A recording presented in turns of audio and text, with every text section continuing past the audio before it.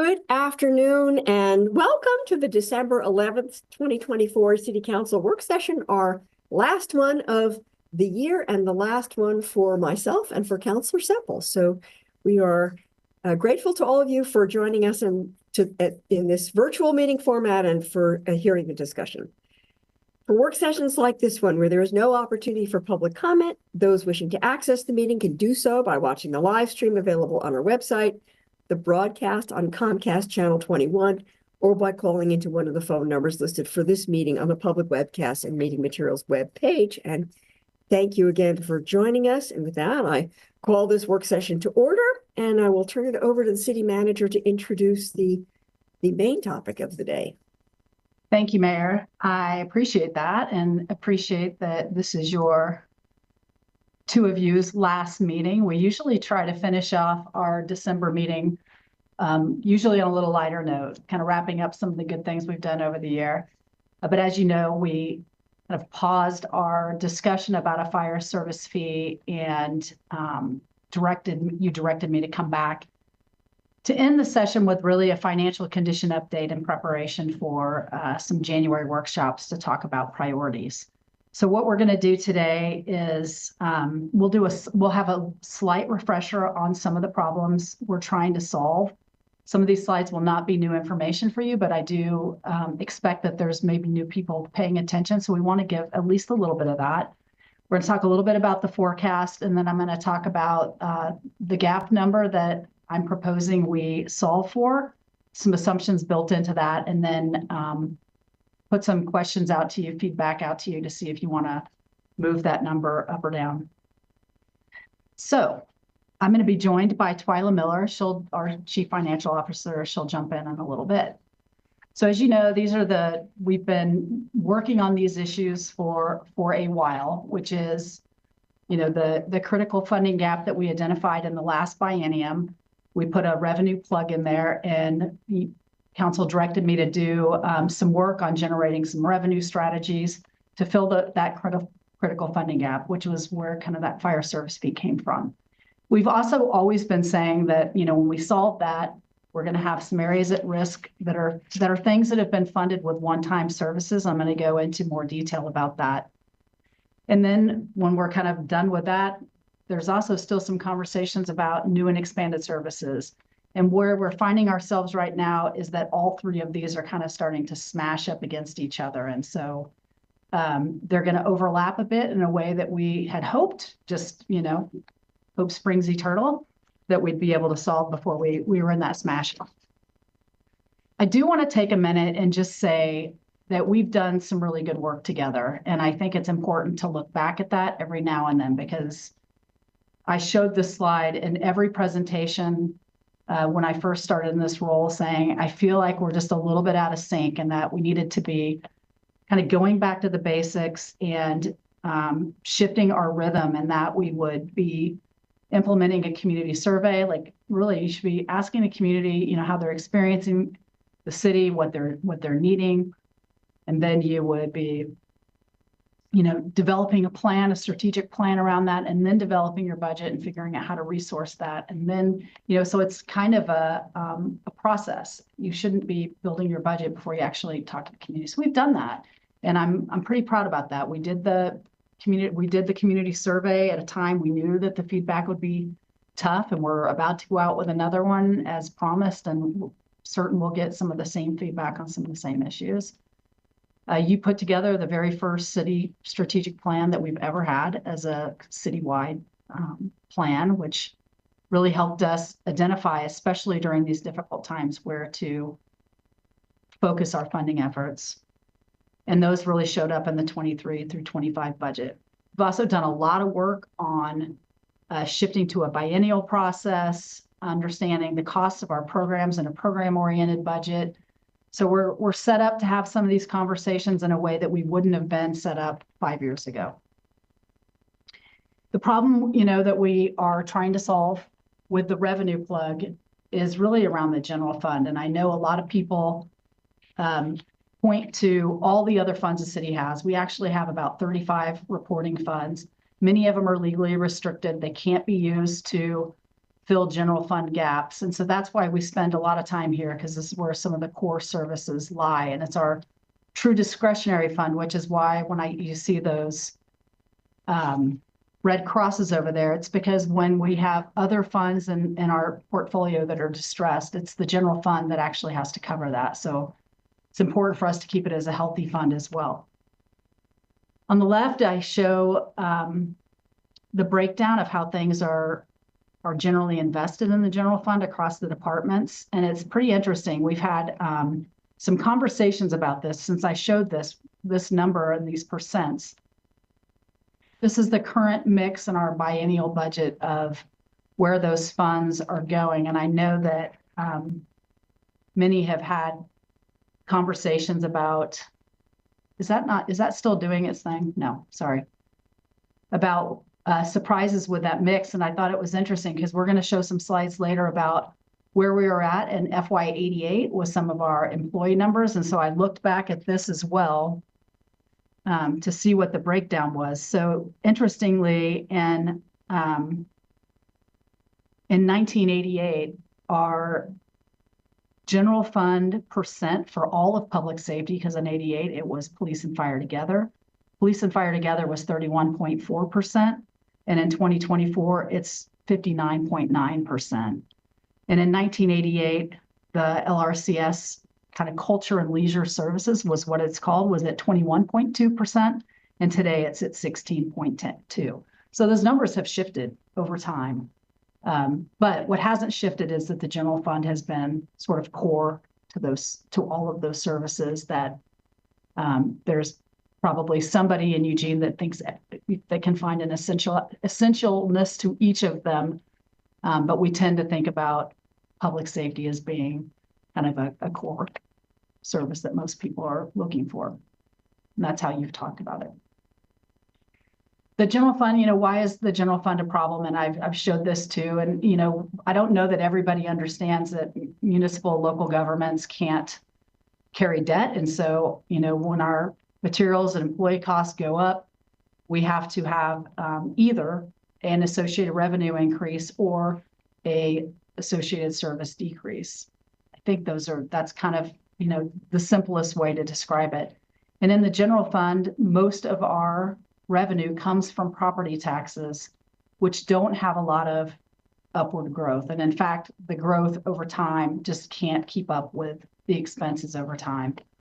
And the other two, larger pieces after the property taxes, the contribution in lieu of taxes paid by EWEB, which you can't really control the percent of that, and our fees for services, which have an upward limit of what people can pay for any one thing before they just choose to either go to another service. So I use an example of a pool. There's only so high you can raise the rate of swimming in a pool before somebody just goes to a different facility. Let me just come back to here. Yeah, so I'm going to turn it over to Twyla, and we will move into some of our forecast discussion. Thank you. Good afternoon, Mayor and Councilors. Twyla Miller, your Chief Financial Officer. So we've been in this structural gap situation for many, many years, and we've implemented budget strategies in most years during this time period when we look back. We've implemented strategies. It's a mix of service reductions, efficiency reductions, realignments where we've moved funds from the general fund to other funds as appropriate, and some revenue increases. And while many of these strategies are ongoing in nature, some were one time or more of a limited duration. Next, Sarah, do you want to click for me? There we go. Thank you. And so as we've developed strategies this biennium, we have implemented an additional $6.7 million in budget strategies on the June supplemental budget. And the cuts for this biennium have been, overall, from the beginning, have been especially difficult. And when we look at additional reductions, the impact of service will be even greater. So this chart shows the general fund adopted operating budget per capita over the past 18 years. It's important to note that we've adjusted these figures for inflation. So these are shown in today's dollars. And you can see that the trend has been relatively flat over time, and we're spending less per resident today than we were back in fiscal year '08. This indicates that expenditure growth isn't keeping pace with inflation and population growth. And then here's the same kind of look at what decreases over time have done with the FTE that provide the services to our community. So over the same time period, our total citywide FTE per thousand population per all funds. The trend is relatively flat following the recession era reductions. And we have increased FTE over the past few years, but primarily in our non-general funds, such as the FTE we've added with the community safety payroll tax. And so while this FTE per thousand has increased in recent years, we still remain about 7% below pre-recession levels. And then looking at the general fund, you can see that FTE per thousand population has declined as we've implemented those budget strategies over time. We now have fewer general fund employees providing the service level to our growing population, and our current FTE per thousand is about 20% of pre-recession levels in our general fund. So next, we'll talk a bit about our general fund forecast. As I've said before, the general fund forecast is a snapshot based upon a set of many different assumptions at a point in time. So our assumptions change as we get new information. We regularly update the general fund forecast throughout the year, and the fall update is key as we receive new information on major drivers, including property taxes and PERS rates. As we've discussed budget solutions over the last few months, the gap number we've been solving for was $10.4 million unless new revenues were achieved, and that was on an annual basis. I'll walk through some of the major changes to the forecast, and then the city manager will discuss the revised gap. So when we think about property taxes, this is our largest revenue source in the general fund. It's 71% of total revenues, and we receive updated information from our tax assessor each fall. The key drivers of property tax revenue include growth in taxable assessed value and the property tax collection rate. Unfortunately, both of these measures have come in below projections based on most recent data. We had projected taxable assessed value growth of 4.2% in the current year, which consisted of a base rate of 3.8%, plus an additional 0.4%, primarily due to the urban renewal frozen base increase. However, the actual growth rate this year is just 3.8% in total, and would have only been 3.4% without the frozen base increase. Therefore, we've reduced the assumed taxable assessed value base growth rate in the forecast in the future. We've reduced it from 3.8% to 3.6%. We've also reduced the assumed collection rate from 95.7% to 95.6% based on actual collections from the prior year. I'll provide a bit more information on property taxes in a moment. Another major indicator is inflation. We do tie our inflation assumptions to the state economist forecasts, and those are updated each quarter. The most recent December forecast is higher in the near term of the forecast, which I'll also cover a bit more in a moment. And then another driver is our PERS rates. We have received our actual PERS rates for the next biennium, and they're slightly less than our advisory rates, which we had assumed in the previous forecast, which is good news. However, we have increased the projected PERS rates in the out years of the forecast due to continued ongoing upward pressure on PERS rates. And then finally, as we begin the budget building process, we look at a range of variables. And one of the pieces we update when we're doing our budget building is our assumptions around internal service rates and charges. Staff have been able to mitigate rate increases through proactive fund management and positive claims experience. So we'll look at property taxes a little bit more. This chart shows the city's growth in taxable assessed value over the last 20 years. This metric is important because the general fund's permanent tax rate has been fixed at the same level since Measure 50 was passed in 1997. Therefore, growth in general fund property tax revenue comes from growth in taxable assessed value. Measure 50 also limited assessed value growth to 3% per year plus new taxable construction. When you look at the chart, it's divided into three sections. starting with before the Great Recession on the left, during the recession in the middle, and post-recession on the right. The post-recession average growth has remained below pre-recession levels. On the far right-hand side, you will see that the FY25 growth rate came in at 3.8%, matching the average growth over the last 5 years. And as I just spoke about with the urban renewal frozen base increase, which we implemented in FY25 to reallocate incremental assessed value to the overlapping tax districts to create additional revenue for the general fund.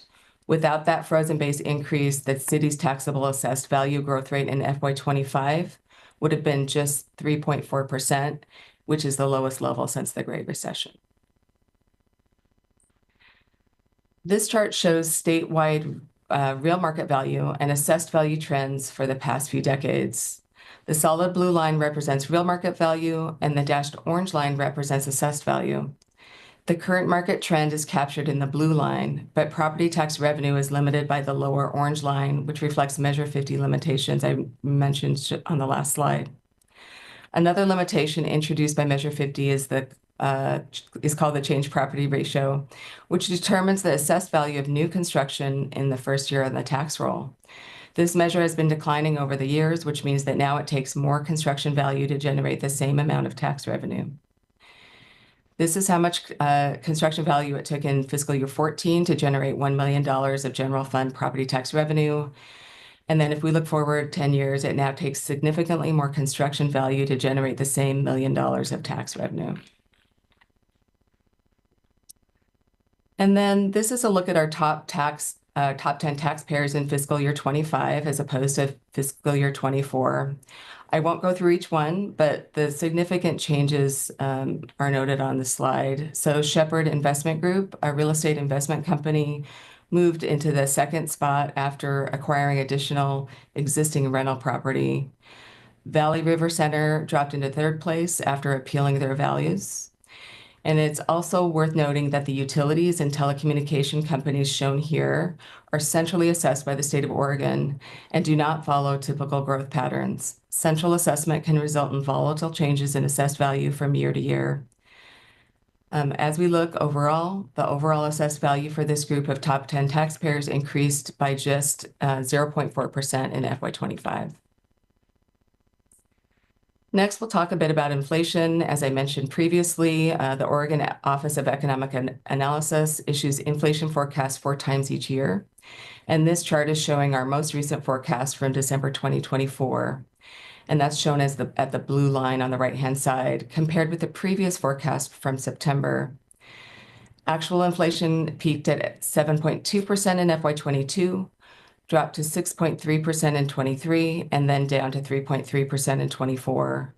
And so while inflation has slowed considerably over the last couple of years, lingering price pressures remain and are proving persistent as the economy continues to face labor and capacity constraints. In the forecast, cost of living adjustment assumptions are tied to the CPI index in years beyond the current contract for bargaining units. So even small changes in inflation can have a large impact overall on the forecast. And then if rates increase by 1% annually over the rates shown here, our general fund costs would increase by about $20 million over the 6-year forecast period. Another large cost for the city is our PERS rates. So PERS employer contribution rates are updated every other year, and these updates have caused consecutive steep rate increases for the city. So this table shows our last 4 updates, and the far right-hand column shows recently approved rates for the next biennium, which will begin in July. The black numbers in the table show the employer contribution rates as a percentage of payroll, while the red numbers reflect the increase from the prior rate. These red figures reflect the cost increases for the city each time PERS rates go up. And then this table shows the annual general fund PERS costs over several fiscal years. In FY26, PERS costs in the general fund are forecast to increase by $4.8 million or 21% over FY25. This is a good example of an expense that grows much faster than revenues, and it's difficult to absorb other cost increases when a single line item like PERS consumes the entirety of the general fund property tax increase in the first year of the biennium. And now I'll turn things back to Sarah to keep talking. Thanks. Thank you, Twyla.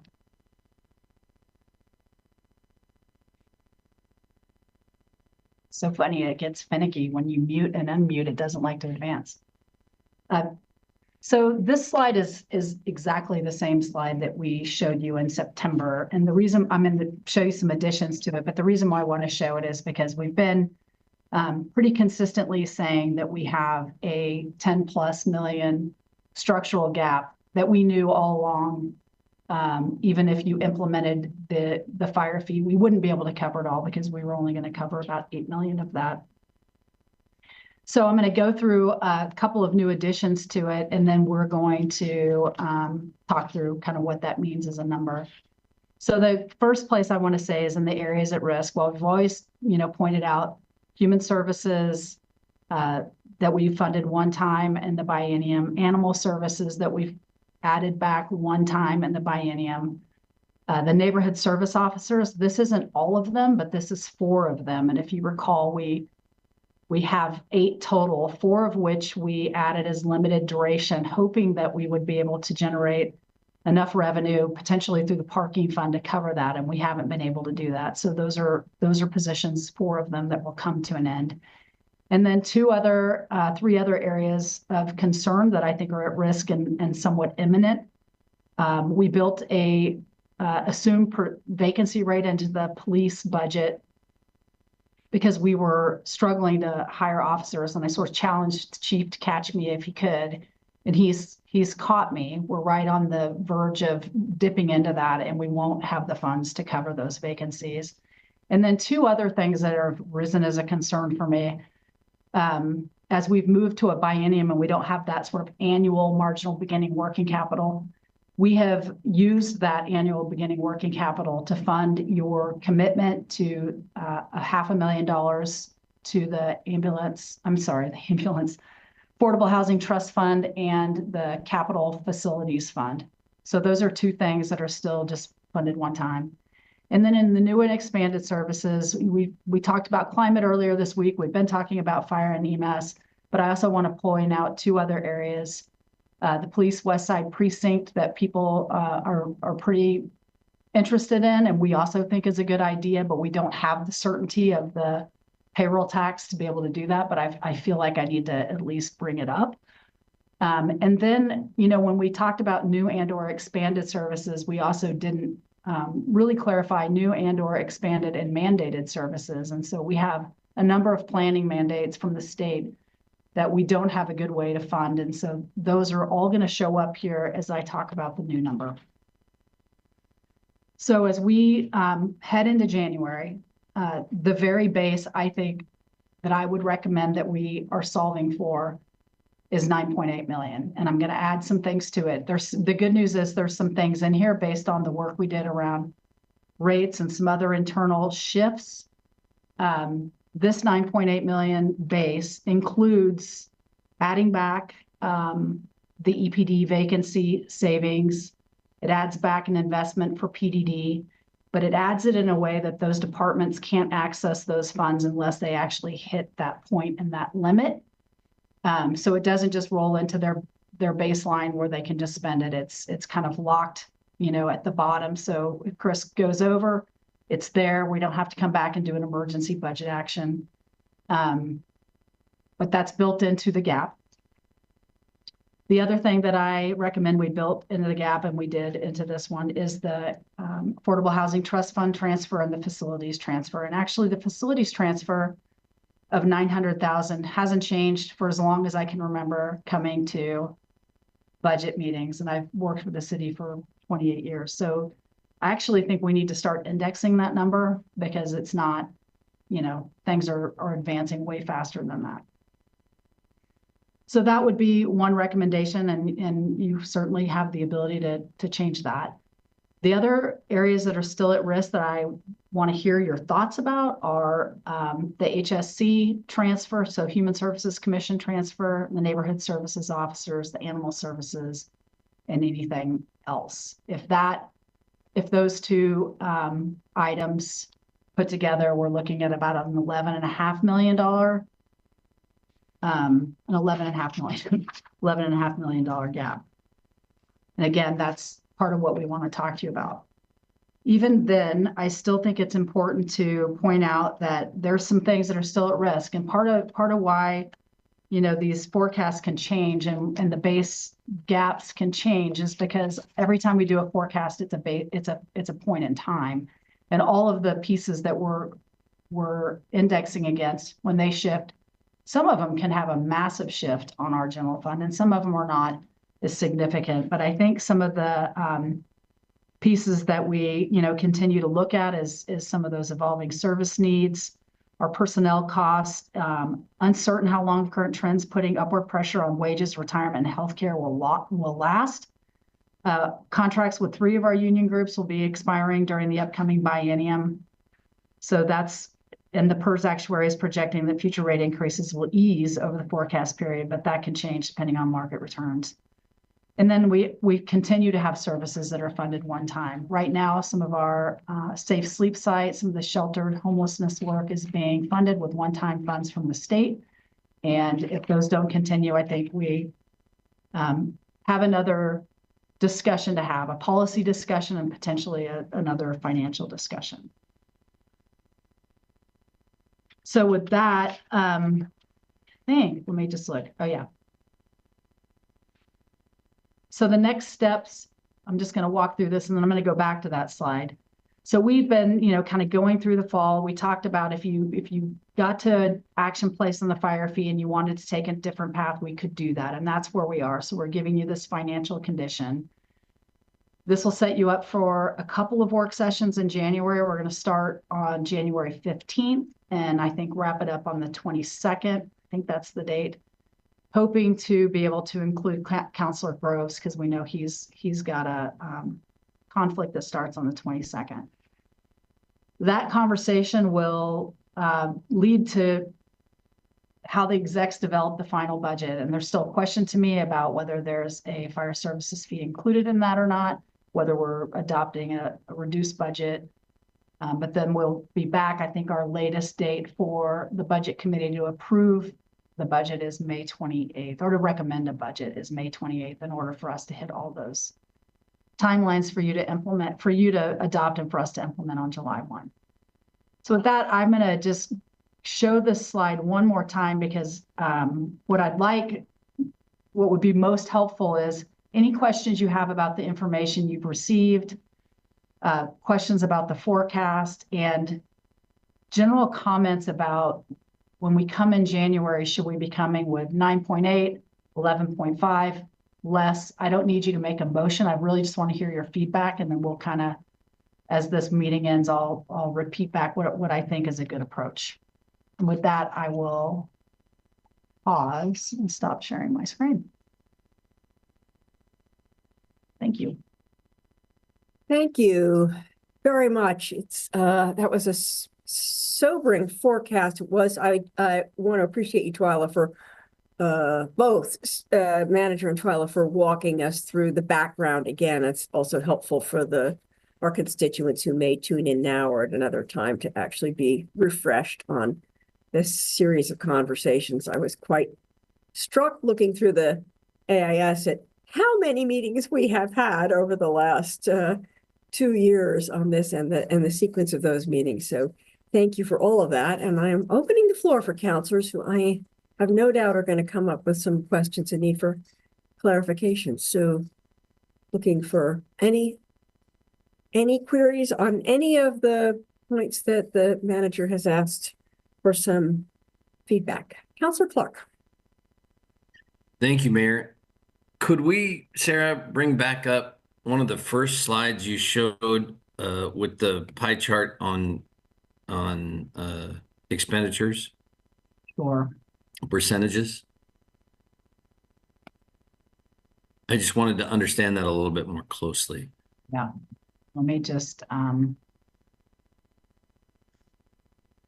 second slide in, third slide in, something like that. Yeah, it just stopped sharing on me. I know which one you're talking about. I'll get right there as soon as I can. It's okay. Timer's waiting on me. That's fine. All about the time. This one? That is the one. Could you go through each of those? I can get Public Works and I can get EPD and I can, I can get, but could you go through what's CS? I don't know what that Oh, is. yeah, sorry. Eugene Police, Eugene Springfield Fire, Library, Recreation, Cultural Services, Central Services, Planning and Development, and Public Works. I don't see anything in there for example, when you brought up the mention of Human Services Commission, where would that fall in this? Yeah, so the Human Services Commission, we funded in the biennium one time with opioid dollars, and it is a contract that is held in planning and development. Okay. So if we were looking at having for example, a more of a priority-based budgeting discussion, we would need a more granular look at service level inside each of these broad category general fund areas, it seems, since that lives in planning and development, correct? Correct, and that's the plan. The plan is that we return to you the first of those work sessions on January 15th, being, obviously a lot more granular than this. And then based on that conversation, probably get even more granular on the 22nd and more specific. That would be my need moving forward, just Yeah. FYI. That's my comment, that I would prefer having that more granular discussion of priorities before taking a next step. Yeah, I would just say that what we're doing today is just giving you a background on financial information. We're not expecting you to take any steps today, other than to hear Sure. what number when we start talking about granularity, what we'll be doing is bringing you back sort of scale of kind of reductions that would happen in departments and where they would happen. Human Services Commission is actually not in the forecast. It was funded one time, so it's already cut unless you add it back. Okay. Thank you very much. Yeah. Okay, Emily, and then Matt.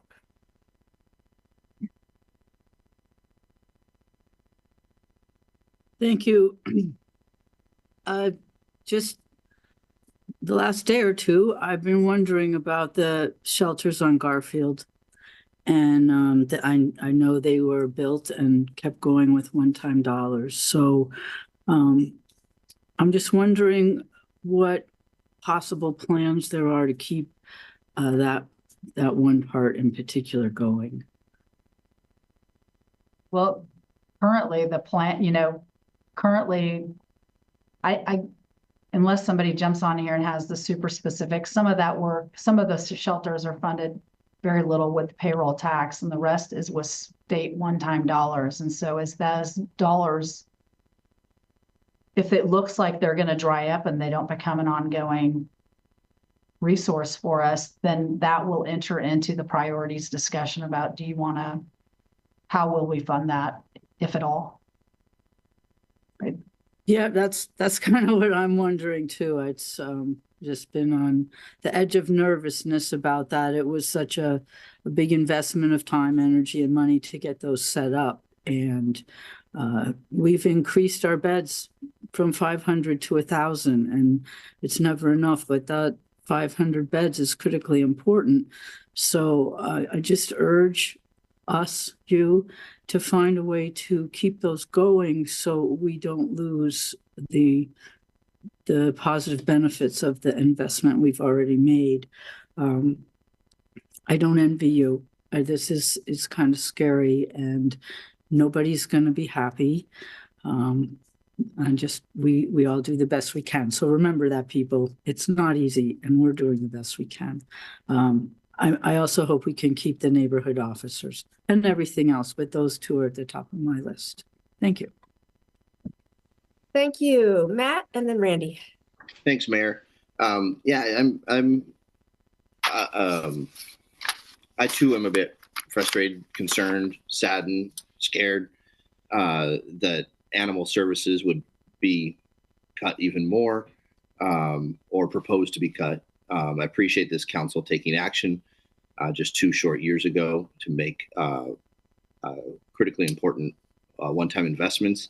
While I'm offering my thanks to council, I'd want to offer my gratitude to city manager and city staff, and EPD in particular, for collaborating to come up with an answer to help bolster or save those one-time animal services funds. So it looks like we're back at that place where it's imperative to advocate for maintaining such services. As such, I would submit that the fire fee, as has been impressed upon us in public testimony, can and should be rebranded a bit. That is a fire and budget stabilization fee, pretty clearly to me. And I would invite colleagues to consider maybe a rebrand or a rethinking as how we share that information both internally and externally. Twyla's presentation pointed out that the PERS Tier 1 and Tier 2 rates have skyrocketed, and I want to know if there's any conversation, city manager or Twyla, about any early separation incentives that can help ease the financial burden when it comes to Tier 1 rates in particular. Councilor Keating, thanks for the question. So even when we've had some pie charts that we've shown in the past that shows the makeup of the PERS system, and the majority of the liability the city is paying for is actually for employees who have already retired or who are inactive. So we haven't had any separation conversations, but that wouldn't actually affect our PERS rates because we're still responsible for paying the cost of all of the system, including retirees. All right, got it. Thank you for the clarification. Shifting gears a bit, in regards to human services contributions, I wonder if we're potentially at risk of violating our IGA, our intergovernmental agreement with Lane County, if we were to hold back human services funds. We sign I don't know if the city attorney wants to say something, but we sign an annual contract with them, and we would have to amend the contract. Yeah, we are meeting our obligations under our current IGA. We have one drafted for this period of time. It's not an in perpetuity IGA. We enter into them annually. So that's not a legal risk that you're being posed with. All right. Well, thank you, city attorney. Thank you, city manager. Thank you, chief financial officer, for the sobering report today. Okay, thank you. Randy and then Alan. Thank you, Mayor, and thank you all for the report today. It is sobering. We understand that it's nothing you've done to get us to this point. I still am very eager to have the prioritization discussion because we're going to need it whether we implement the fire service fee or not. This is going to be an ongoing problem as long as Oregon taxation stays the way it currently is. Our revenue stream continues to be constrained and not keeping pace with inflation and costs. So I think we're going to have that conversation sooner rather than later, and I think it's good that we get on it regardless what we do with the fire services fee. The second point, Councilor Semple already made it. I'm very concerned about our safe sleep sites. I can only imagine what things would look like if all of a sudden we turn 1,000 people back out on the streets. We've made some progress along those lines, although it feels like we're just always teetering on something worse. But at least we've made some good progress there.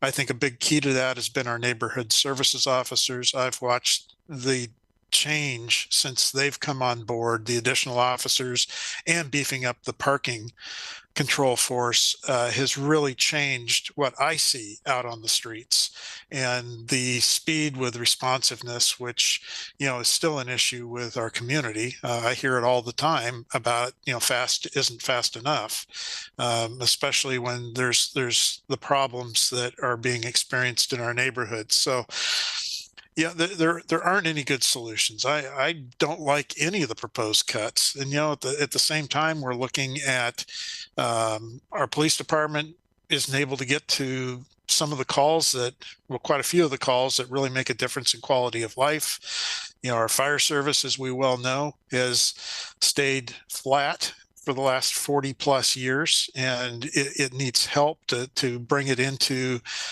where we are in today. It just feels like almost an impossible mission to try and conquer this, but yet we have to. So I'm really looking forward to more discussion.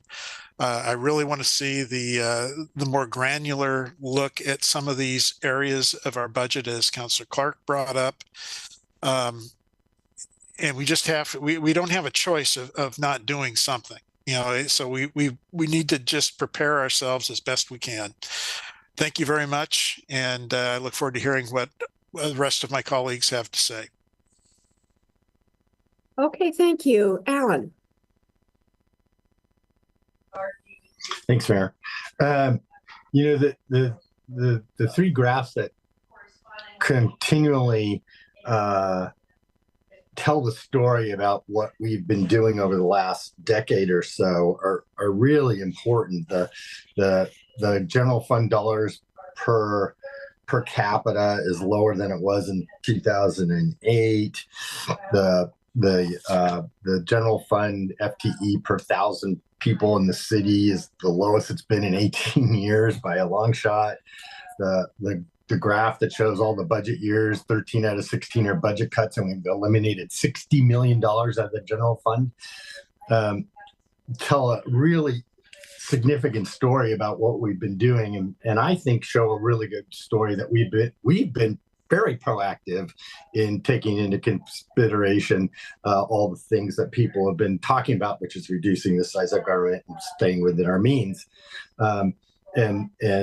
And I think we've been good stewards of public dollars. And so for those folks that say, what have you done for me lately? I have to point to those graphs and say, that's what we've done for you lately. I have a question for city manager. So in the absence of any new revenue, the general fund is zero sum, meaning if you add to one portion of the general fund, it has to reduce another portion of the general fund, correct? So that's what I mean by zero sum. Yes. So if you prioritize police and fire, which is already 60% of it, and increase those, then you have to decrease libraries, parks, and planning. Right. So if we go into a prioritization process and police and fire become a higher priority than they already are, which is already pretty significant, 60% of the general fund, we have to cut libraries and parks in order to do that. In the absence of any new revenue, we still have to figure out where those cuts would come from, correct? Within the general fund. And yeah, and I guess I know where you're going, like I know what you're saying, but I guess I should be more specific. It doesn't mean those cuts have to come from library or parks. They could come from any other area where we have general funds. Could be municipal court, it could be any of them, right? But yes, there's a finite amount of general fund, and if you switch that donut, it has to squeeze someplace else. Right. Okay. Is the one-time funding for HSC that's not in the budget that was in that other category, that's actually an add to what we're already contributing to HSC, correct? That's not the whole amount. Yeah, we do actually have other monies that we contribute that are more pass-through dollars, but that is sort of the historic general fund contribution that we've made that is also discretionary for them. Yeah. On our part. So it's an increase of what the limited amount would be. And so are the safe sleep sites in that amount? They're in addition to that, correct? Right. So we got one-time human services funds, we've got safe sleep sites, we've got neighborhood services, and we've got animal services, all at risk, correct? And without additional funding, or they're at risk of being cut. Yeah, I wouldn't put safe sleep sites in there just yet. I thought that was one-time state funding. It is, but I'm just saying it's not, there's a lot of things that we haven't included here. We've really tried to really limit this to the things that are kind of imminent. But yes, we do have this question mark about whether the state will continue or the county will continue to fund sites. Alan, I can give you a second round. You've got 14 seconds left, so. Yeah, in my 14 seconds, adding those, I'm over 14 seconds, not under there. So yeah, another round, please. Good. Okay, I'll give you a second round. Let's see. Lindsay, go for it. Thank you, Mayor, and thank you for the update. I think I've been getting a lot of, comments from the community, and as I meet with people that, isn't there a way that we can just take this out of the budget as efficiency measures? And it's just, to me, super clear that we just are not able to continue to pull out $10 million in efficiency measures without significantly cutting services. And that's what I've been trying to tell the community is we will feel this. It will be painful. And the pain of a fee versus the pain of seeing these services, significantly decrease. And every bit of what I would consider to be preventative measures, like our safe sleep sites or like, our NSOs or different services, our library, right? Every bit of that's preventing other challenges in the future is a budget savings across time. And so it's hard to say, hey, we're going to cut the budget and then see an escalation of the things that we're going to have to continue to address and see where our budget would need to continue to grow. So this is extremely difficult. I think the question posed to us, right, City Manager, is what level would we like to see be brought back? I think for me, I'd like to see that higher number, because we can always scale it back. I would like to see what that looks like, see how it would work. I think that was the 11.2, something like that. That doesn't mean we have to land there, but it's just what are we looking at? Let's get the full picture. Let's look at the priorities.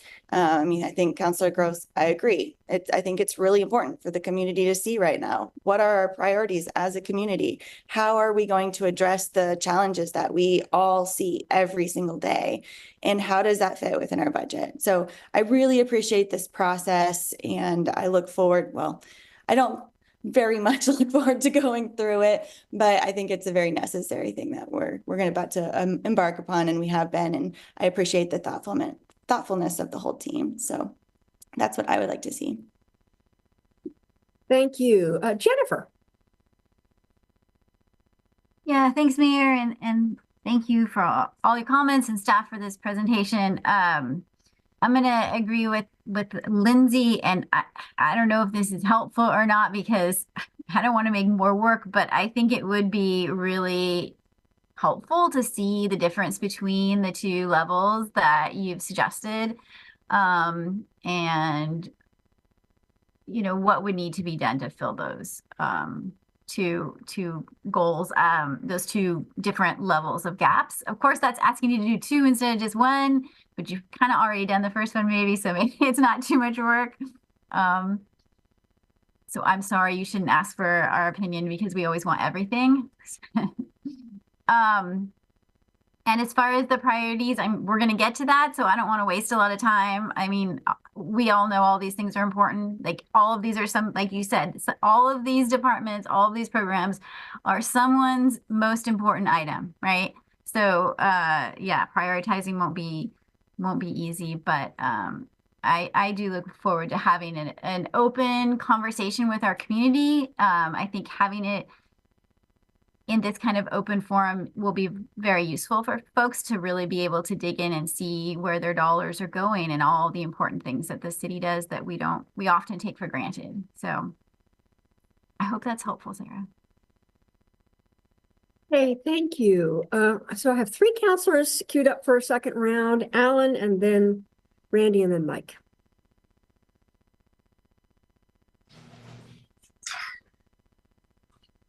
Yeah, just play off of what Jennifer and Lindsay were saying or Lindsay in particular, the efficiencies that we got, which were a good deal of internal cuts, were that $60 million in the last 15 years. And we tried to do that over time without much impact to the public. City manager, since we've done all of that and where we are with regard to dollars per 1,000 people and FTE per 1,000 people, the next level of cuts are going to be cuts to services that will eliminate services to the public. Because most of that internal stuff has already been done. Yeah, I would say that even this most recent forecast, we're always looking for efficiencies and ways to be more efficient. I guess that's what an efficiency is. Sorry, I have a head cold, so I'm like not thinking completely clear. But yes, so when we come back to you in January, we'll be bringing programmatic elements, as to the granular level that Councilor Clark talked about. These are sort of programmatic elements that are in the general fund in these different departments. And you can take a look at that, right? So will there continue to be some efficiencies here and there? There will be. They aren't enough to get to a number like 10. Yeah, okay. Thanks. I agree with Lindsay that the 11.5 million is where I'd like to start. We could always work backwards from there. Thanks.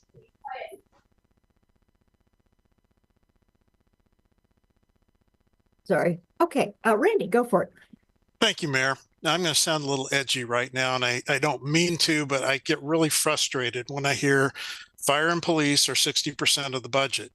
Really, police and LERCs, police and central services are all pretty close to that.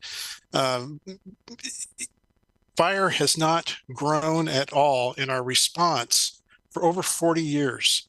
And to put those in the same category of reductions, I think is not right. Going back to police, I don't think they're overfunded either. I think that they have a shortage as well. But those are our financial realities. I will get into more detail when we get into the granular discussion of why I don't think fire should be put in the same boat if we're looking at across the board cuts, like I've heard some of my colleagues say. If fire had come along at the same rate as everybody else, that might be a different position for even me. But right now, looking at this, I just think that that's a problem. The other thing I'll say, and I know there's people that are not going to like this, but the reality is I hear a lot of people talking about, oh, a fire district would be horrible, and it's more important that we keep it part of the city, and the city will take good care of the fire department. I don't think we've proven that. I don't think we've proven that at all. And, that would be another way of looking at this. Maybe we offshore fire services to another system, that also has an elected board to oversee it. So I just want that in the conversation as well. Thank you.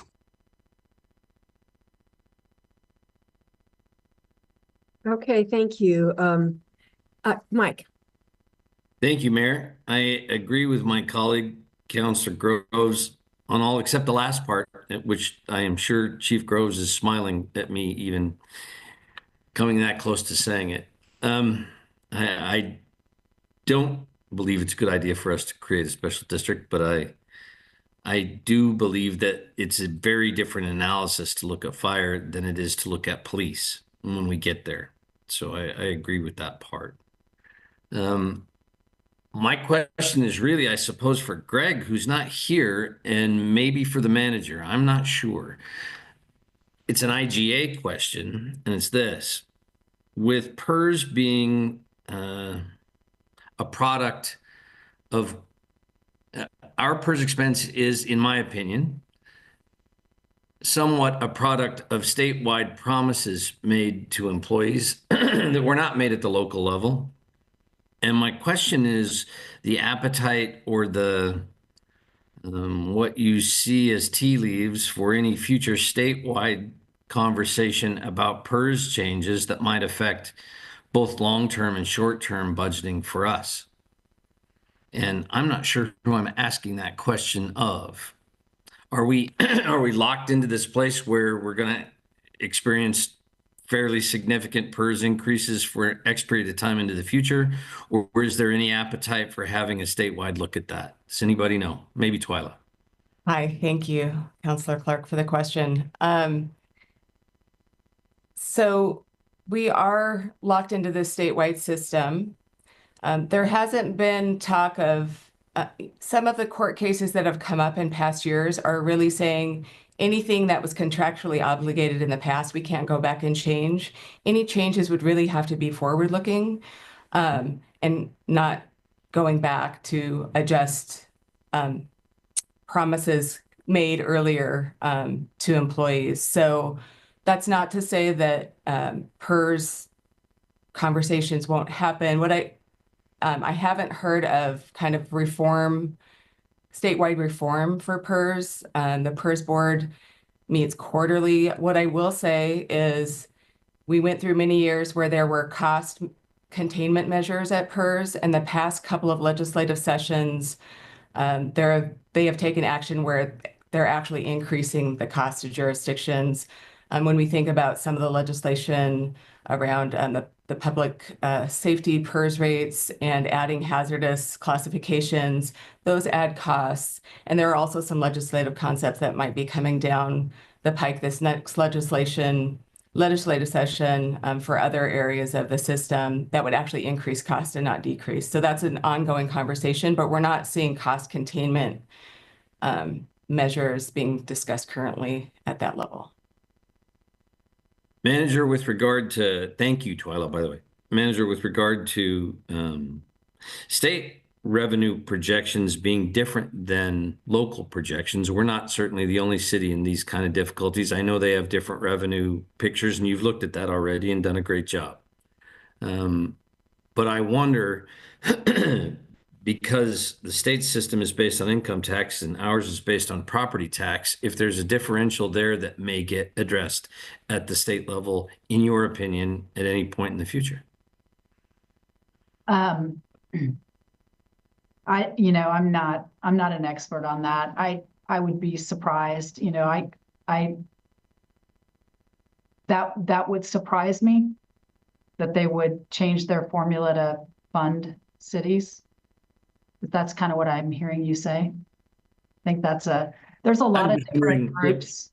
Yeah, I don't spend a lot of time reading through the IGA report, unfortunately, to know what, if there's any conversations about thinking about what the legislature may do at some point in the future. Well, we'll have, you have a work session in January on legislative priorities, and we can, certainly at that time, if there's anything that's being floated, we can have information for you. And can we add anything like that to our revenue projection ideas conversations that we're having in January with this discussion as well? If there's anything significant to add. So I'm a little bit unclear on what you're asking. So what I think you're saying is, hey, can we, add statewide revenue sharing or statewide revenue reform? I want to look at the larger environment of knowing what's headed our way. Higher costs, lower costs, long-term, short-term, from the state level. Okay. I'm hearing you. Thank you. Thank you. I just wanted to sort of a little bit follows up on what Mike has said, a little bit on what Randy has said, and then what others. I guess my broader question: you have an immediate job to do, which is to have a budget starting July 1st, but you also have these sort of bigger, longer range concerns. Randy bringing up fire structure, we have a whole governance process going on, as you're well aware. So that's another big conversation. What potentially could happen in the legislature this year, next year, the year after that? What other things might be coming down the pike? And so there's a part of me just sort of planting a flag here about those farther out projections and what other variables might be there and what this council might want to learn about outside of this. But I guess what I'm worried about is if the council decides not to proceed on creating a new revenue source as described, and so you accept that you're going to make these cuts this year, what does that actually mean in the outlying years? If you have failed to fund these things in this biennium, what likely is going to look like? What are the implications for the following biennium? And then beyond that. And so there might be other factors and other set of solutions, but we're trying to create a sustainable fund, but we're also doing it in a landscape over which we don't control the variables. And Mayor, I'll add on to that, because the reality of the situation is we'll have these conversations with you in January. And my hope was that if we're building a budget that has reductions, that I have just enough time, and we're going to be pushing the limits to understand your priorities going into that, so that whatever we put in at the end of January reflects kind of what we've heard the majority of this group say. We have to put that in place. So, if there's not a fee, we will put that in place, because there's not an option not to. Is that, I think. And we can continue to have long-range conversations, but we have to have something at the end of January we will start to build. Yeah, that was the first part of my comment. And the second part of my comment is if it doesn't pass, there are implications for what that's going to mean for the outline budgets, and for council to be sort of holding a place for that you're making this cut now, but it will have implications farther down the road, some of which we can foresee. And we'll continue to grow as a community, or the demand for services will continue to grow. I'm assuming that hole will get bigger. It's not going to diminish on its own. So you have a hard job now, but you're going to have a harder job 2 years from now, I think, if you can't step into the breach a little bit. So, I'll be with you. I'll be watching. And I really appreciate, I appreciate what hard work this is. I just wanted to sort of close out this. If no other counselors are raising hands, I just want to close this out. And again, I want to thank Twyla and your team in particular for your very sort of gentle authority as you present this information to us. I mean, it's very clear. You're very clear about it. It's and you bring really wonderful data and support to explain. You're able to answer all of our questions, and I think your leadership here has been really, really helpful. And I also want to thank the manager for this iterative process that she has shepherded through over years, incrementally bringing you ideas, bringing you information, enabling you as a council to step in. As she noted, you're in a very different place today than you would have been 5 years ago if you had faced this crisis. And that is something to be very grateful for, that you have a leader that can help you get to this place and have this conversation, as hard as it is. So just want to thank all the staff work that goes into bringing the council here, and appreciate how tough this is. And so with that, I think we do have time for the city manager's update. We do. I don't have a ton of items. So I think, partly what I wanted to talk about, and it was raised on Monday night, was that we did reopen the record. So you should have gotten information about that. Reopen the record on the Clean Fuels project that will close while you're on break. We need to make a decision in January and are looking, we'll be looking at information and continuing to do that. So that work's going on.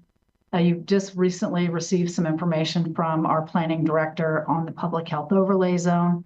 And as I think about kind of January and beyond, we've really been trying to publish a calendar that has 3 months of work sessions so that the public knows what's coming and what's coming and staff can be prepared. It's a little bit challenging because we don't know exactly where we're going with the January discussions, but January is pretty settled in terms of the workshops and some of the work we have to do in January.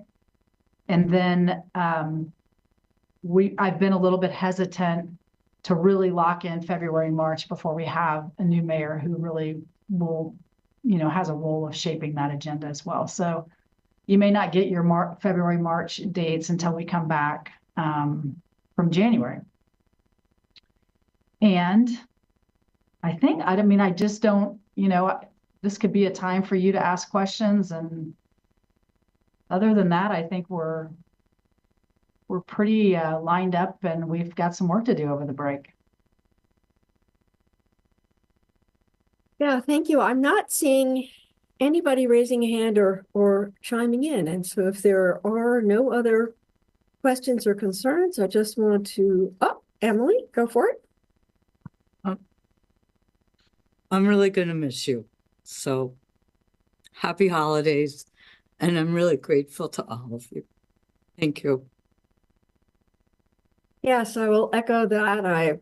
It's been a pleasure to work with all of you on council, and I learn every work session, every meeting I learn from you, the questions that you have, the insights that you bring. I really appreciate how deeply you are able to dive into policy questions and dive into the details, and how devoted you are to your wards and your constituents, that you meet their needs and that you bring their needs to the table. So thank you for all of that. And as always, incredibly grateful to the staff that are on the screens and the staff who have blocked out their screens, to our team, to Cherish and Natalie, who keep us live and running and keep us on schedule, and all of the CMO team that schedules these things and keeps us. I think I will say that, if I look back 8 years and how it felt my first year in office and how it feels today, I feel very, very, very well supported as a mayor. I'm hoping that you all as councilors feel very, very well supported